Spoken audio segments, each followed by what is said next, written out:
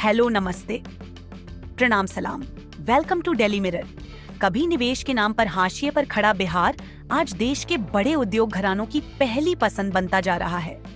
जिस राज्य को दशकों तक पलायन, बेरोजगारी और औद्योगिक पिछड़ेपन के प्रतीक के तौर पर देखा गया, वहीं बिहार अब निवेश के नक्शे पर तेजी से उभरता हुआ नया केंद्र बन चुका है। ताजा औद्योगिक प्रस्ताव और जमीनी स्तर पर उतरती परियोजनाएं इस बात का साफ संकेत हैं कि राज्य में कारोबारी माहौल बदला है, निवेशकों का भरोसा लौटा है और यह निवेश आने वाले समय में बिहार के लिए गेम चेंजर साबित हो सकता है। अगर यह रफ्तार बनी रही तो न सिर्फ पलायन पर ब्रेक लगेगा, बल्कि बिहार तेजी से आर्थिक रूप से मजबूत होगा, प्रति व्यक्ति आय में बड़ा इजाफा होगा और राज्य देश के अग्रणी जीडीपी वाले राज्यों की कतार में खड़ा दिखाई देगा। देश की प्रतिष्ठित कंपनियां अब बिहार को केवल संभावनाओं का राज्य नहीं, बल्कि मुनाफे और स्थिरता का गंतव्य मानने लगी हैं। बुनियादी ढांचे में सुधार, सड़क और कनेक्टिविटी का विस्तार, औद्योगिक नीतियों में सरलता और प्रशासनिक सहयोग, इन सभी कारणों ने मिलकर निवेशकों के लिए माहौल को अनुकूल बनाया है। बेगूसराय में Prince pipes and fittings limited की लगभग 199 करोड़ 45 लाख रुपए की निवेश परियोजना राज्य के औद्योगिक परिदृश्य को नई दिशा दे रही है। 46,000 MIPA क्षमता वाला यह प्लांट न केवल प्लास्टिक पाइप और फिटिंग्स के उत्पादन को बढ़ाएगा, बल्कि बड़ी संख्या में स्थानीय युवाओं को रोजगार भी देगा। वहीं वैशाली में lodge park Patna private limited का लगभग 100 करोड़ 4 लाख रुपए का निवेश 5 लाख वर्ग फुट के अत्याधुनिक लॉजिस्टिक्स पार्क और वेयर हाउस के रूप में सामने आ रहा है।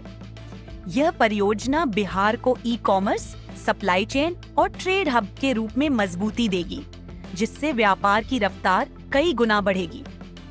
औद्योगिक निवेश की तस्वीर सिर्फ 1-2 सेक्टर तक सीमित नहीं है। डालमिया सीमेंट की यूनिट बंजारी में 107 करोड़ 32 लाख रुपए का निवेश कर क्षमता विस्तार कर 1.5 मिलियन TPD तक पहुंचाने की तैयारी है। यह विस्तार न केवल उत्पादन बढ़ाएगा, बल्कि स्थानीय स्तर पर रोजगार के अवसर भी सृजित करेगा। इसी कड़ी में एक और बड़ी पहल सामने आई है।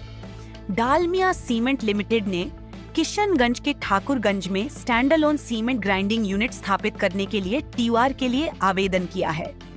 करीब 550 करोड़ रुपए की लागत, 53.36 एकड़ भूमि और 3 मिलियन TPA क्षमता वाली यह परियोजना रणनीतिक रूप से भी बेहद अहम है, क्योंकि प्रस्तावित प्लांट भारत नेपाल अंतर्राष्ट्रीय सीमा से महज 2.23 किलोमीटर दूर होगा।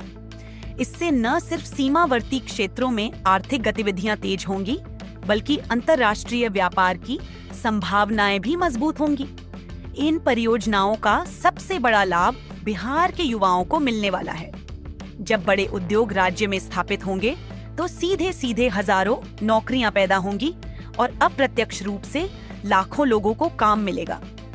यही वह बदलाव है जो बिहार से होने वाले पलायन पर ब्रेक लगा सकता है। जब रोजगार घर के पास मिलेगा, तो युवाओं को दिल्ली, मुंबई, सूरत या बेंगलुरु जाने की मजबूरी नहीं रहेगी। निवेश बढ़ने का मतलब है उद्योग बढ़ेंगे, उत्पादन बढ़ेगा, टैक्स रेवेन्यू बढ़ेगा और सरकार के पास विकास के लिए ज्यादा संसाधन होंगे। इससे शिक्षा, स्वास्थ्य, सड़क, बिजली और सामाजिक योजनाओं पर खर्च बढ़ेगा।